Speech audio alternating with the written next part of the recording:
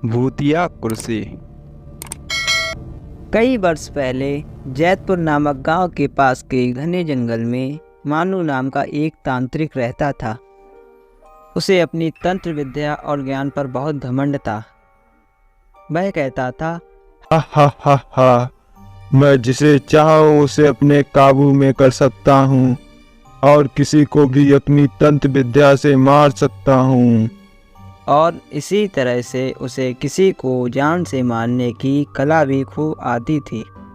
उसी दौरान जैतपुर गांव के युवा एक एक करके गांव से गायब हो रहे थे। तब राजू की पत्नी राजू से कहती है, अरे आज रमेश का लड़का गांव से गायब हो गया है। सबने ढूंढा पर कहीं भी नहीं मिला। और दूसरा दिन होता है तब राजू की पत्नी राजू से कहती है, अरे सुनो, आज तो रामूतार का भी लड़का गांव से गायब हो गया है। वो भी कहीं पर नहीं मिल रहा है। ऐसे ही पूरे गांव में हलचल मच गई।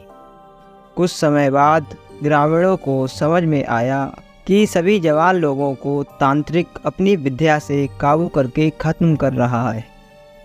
इस बात से परेशान होकर सभी ग्रामीणों ने चर्चा की और यह फैसला लिया कि वो सब मिलकर तांत्रिक को मार देंगे। अपनी इस योजना को अंजाम देने के लिए 3 गांव के लोग राजू, रमेश, सूरज एक दिन तांत्रिक के घर पहुंच गए। उस समय तांत्रिक किसी पूजा में बैठा हुआ था। तब रमेश राजू से धीरे से कहता है, राजू, इससे अच्छा मौका हमें नहीं मिलेगा। हम इस तांत्रिक को इसी कुर्सी में बांध देते हैं। और उन तीनों लोगों ने तांत्रिक को उस कुर्सी में बांध दिया और उस पर आग लगाकर वहां से चले गए। तांत्रिक चीखता रहा, बचाओ बचाओ, मैं तुम तीनों को नहीं छोड़ूंगा, मैं तुम्हें मार डालूंगा, बचाओ। उन तीनों के मन में हुआ कि तांत्रिक उसी आग की लपटों में झुलस जाएगा और अब तांत्रिक से पीछा छूट जाएगा। हुआ भी ऐसा ही। करीब 4 से 5 साल तक सभी लोग अपने गांव में हंसी खुशी से रहने लगे। अचानक एक दिन 3 लड़के अपने शहर से घूमने के लिए कहीं जा रहे थे। तभी बीच में जैतपुर गांव पड़ा। रात बहुत हो चुकी थी तो उन्हें लगा कि थोड़ा वक्त यहीं गुजार लिया जाए। तब उनमें से एक लड़का बोला, सुनो जरा, आज हम रात को यहीं रुक जाते हैं। कितना अच्छा यहाँ लग रहा है, देखो कितना मजा आएगा। तीनों लड़के जैतपुर के जंगल में ही रुक गए।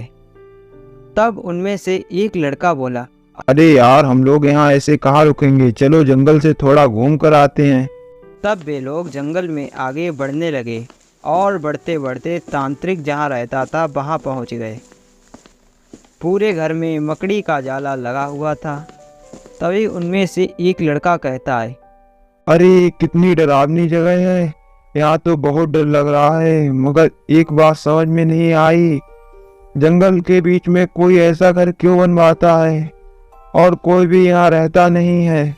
इतने में उनमें से एक लड़के को वो आधी जली हुई कुर्सी दिखाई दी। वो बिना कुछ सोचे समझे उस कुर्सी पर बैठ गया। बैठते ही उसके अंदर तांत्रिक की आत्मा घुस गई। अब लड़का जोर जोर से चिल्लाकर कहने लगा, अब मैं सबसे बदला लूंगा, पूरे गांव में आग लगाकर सबको जला दूंगा। अपने दोस्त का ऐसा बर्ताव करते देख अन्य 3 लड़के डर गए और वहां से गांव की तरफ भागने लगे। सुबह होते ही उन्होंने सरपंच से मुलाकात की और सारा किस्सा सुनाया।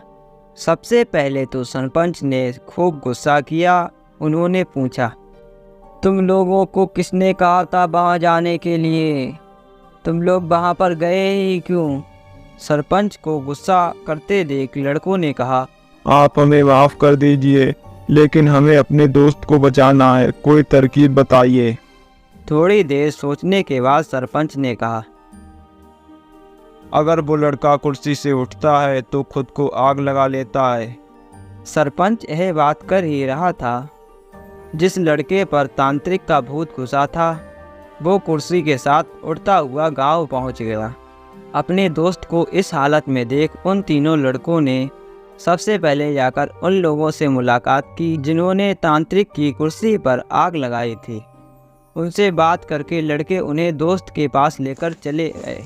जैसे ही उनके दोस्त के अंदर बैठे तांत्रिक ने कुर्सी पर आग लगाने वाले को अपने सामने देखा, उसे बहुत गुस्सा आया।